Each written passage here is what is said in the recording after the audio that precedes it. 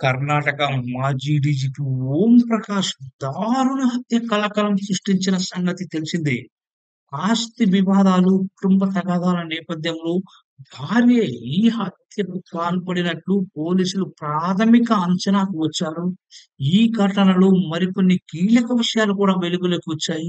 Police వర్గాలు వెల్లడించిన వివరాల ప్రకారం ఆదివారం మధ్యాహ్నం ఓం ప్రకాష్, ఆయన భార్య పల్లవి గొడవ పడ్డారు. అది తీవ్ర రూపం దాల్చడంతో పల్లవి ఆయనపై కారప్పొడి చల్లి కట్టేసిందని, తర్వాత అతడిని కసితీరా పొడిచి చంపిందని పోలీసు వర్గాలు వెల్లడించాయి. ఈ క్రమంలో ఆమె ఒక గ్లాస్ బాటిల్‌ను ఉపయోగించిందని కూడా చెప్పారు. తర్వాత నిందితురాలు మరో పోలీసు అధికారి భార్యతో మాట్లాడారు. తన భర్తను తానే చంపేసినట్లు చెప్పారు. దాంతో వెంటనే ఈ ఘటన పోలీసుల దృష్టికైతే చేరింది.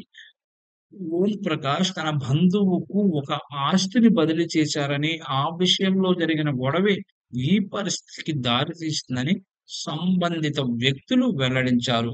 మృతుడి కుమారుడి ఫిర్యాదు మేరకు పోలీసులు కేసు నమోదు చేసి దర్యాప్తు చేస్తున్నారు. ఈ హత్యలో మృతుడి కుమార్తె పాత్రపై ఆరా తీస్తున్నారు.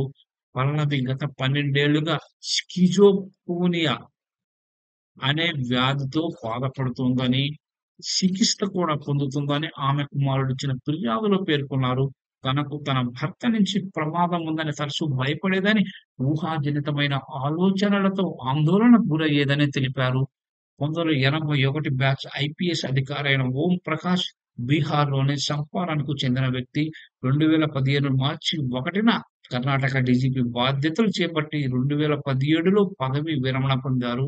అనంతపురం, బెంగుళూరులోని హెచ్ఎస్ఆర్ లేఅవుట్‌లో నివసిస్తున్నారు. ఆదివారం మధ్యాహ్నం ఆయన భార్య పల్లవి ఇచ్చిన సమాచారంతో ఇంటికి వెళ్లిన పోలీసులు ఓం ప్రకాష్ రక్తపు మడుగులో పడి ఉండడాన్ని గుర్తించారు. చికిత్స నిమిత్తం సమీపంలోని ఆసుపత్రికి తరలించినా అప్పటికే మరణించినట్లు వైద్యులు ధృవీకరించారు.